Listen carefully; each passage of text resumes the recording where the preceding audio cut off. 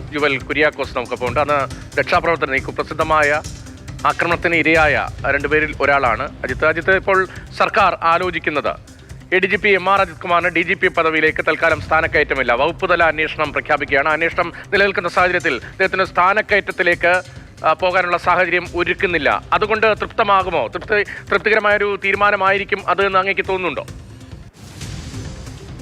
നിലവിൽ ആ വിഷയം ഇപ്പോൾ ഞാൻ മാധ്യമങ്ങളോട് മനസ്സിലാക്കുന്നത് DGP ADGPയോട് മറുപടി ആവശ്യപ്പെട്ടിട്ടുണ്ടെന്നുള്ളതാണ് അറിയാൻ സാധിക്കുന്നത്. ഇപ്പോ മറ്റു കാര്യങ്ങളെ പറ്റി എനിക്കറിയില്ല. മറുപടി കിട്ടിയാൽ മാത്രമല്ലേ ഇവർക്ക് എന്ത് നടപടി എടുക്കണം എന്നതിനെ പറ്റി പരിശോധിക്കാൻ സാധിക്കുകയുള്ളൂ. അപ്പൊ നമ്മൾ ഇത്രയും മുമ്പ് തന്നെ നമ്മൾ ആ വിഷയത്തെ പറ്റി പ്രതികരിക്കുമ്പോൾ അതിന് എത്രത്തോളം കാര്യങ്ങളൊരു വ്യക്തത ഉണ്ടാവുന്ന കാര്യത്തിൽ എനിക്ക് സംശയമുണ്ട്. അതുകൊണ്ട് വരട്ടെ, ADGPയുടെ മറുപടി വന്ന് അതിന്റെ റിപ്പോർട്ട് ഗവൺമെന്റിന് കൈമാറട്ടെ. അതിനെപ്പറ്റി പ്രതികരിക്കാമെന്നാണ് ഉദ്ദേശിക്കുന്നത്. അല്ലെ, ഈ രക്ഷാപ്രവർത്തന കേസിൽ വേഗത്തിൽ നടപടി വേണം. അത് ഇപ്പോൾ ആദ്യഘട്ടങ്ങളിൽ നിങ്ങൾ ഒറ്റയ്ക്കാണ് നിയമ നടപടികളുമായി മുന്നോട്ട് പോയത്.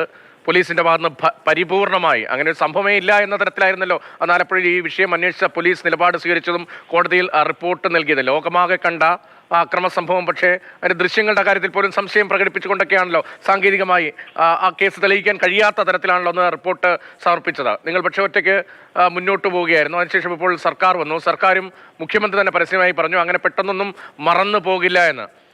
അപ്പോൾ MR അജിത് കുമാറിനെതിരെ എന്ത് നടപടി വേണം എന്നാണ് ഇപ്പോൾ നിങ്ങൾ സർക്കാരിന് മുന്നിൽ വയ്ക്കുന്നത്?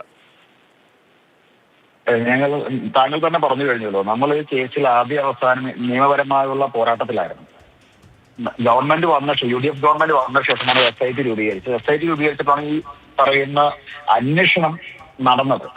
അതിന് മുമ്പ് 2-3 വർഷക്കാലം ഇതിന്റെ പുറകിലുള്ള ഞങ്ങളുടെ നിയമപരമായുള്ള പോരാട്ടം അവർ കണ്ടിട്ടില്ല, കേട്ടിട്ടില്ല, തെളിവുകളില്ല, ദൃക്സാക്ഷികളില്ല എന്ന് പറഞ്ഞ് കേസ് എഴുതി തള്ളുമ്പോൾ ഞങ്ങൾ തന്നെ നൽകിയ തെളിവുകളുടെ അടിസ്ഥാനത്തിൽ ആ കേസ് തുടരന്വേഷണം നടത്തണമെന്ന് ആവശ്യപ്പെട്ടിരുന്നത്.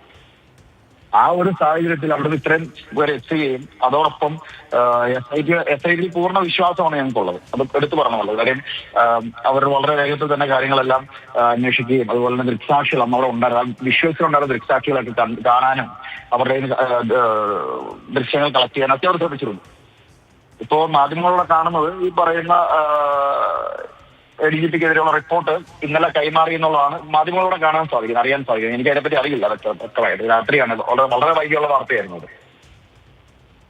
ഇന്ന ഒരു നടപടി ഉണ്ടാവണം എന്നുള്ളതല്ല, ഉചിതമായ നടപടി ഉണ്ടാവണം എന്നുള്ളതാണ് ഞങ്ങളുടെ ആവശ്യം.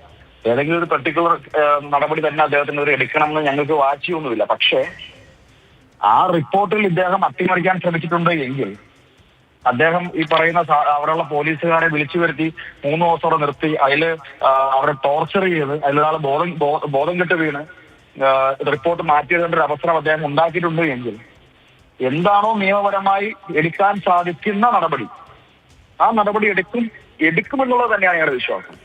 അതിൽ നടപടി വാർത്ത തന്നെയാണ് ഞങ്ങളും റിപ്പോർട്ട് ചെയ്യുന്നത്. വകുപ്പുതല അന്വേഷണം ഉണ്ടാകുന്നു MR അജിത് കുമാറിനെതിരെ. അതിനൊപ്പം തന്നെ സ്ഥാനക്കയറ്റം ഉണ്ടാകില്ല. ഇപ്പോൾ വകുപ്പുതല അന്വേഷണം നടക്കുന്ന സാഹചര്യത്തിൽ സ്ഥാനക്കയറ്റം ഉണ്ടാകില്ല. DGP പദവിയിലേക്ക് ഉയർച്ച തൽക്കാലം MR അജിത് കുമാർ ഉണ്ടാകില്ല എന്നാണ്. സ്വാഭാവികമായും അതൊരു നടപടിയായി തന്നെ സ്വീകരിക്കേണ്ടി വരില്ലേ?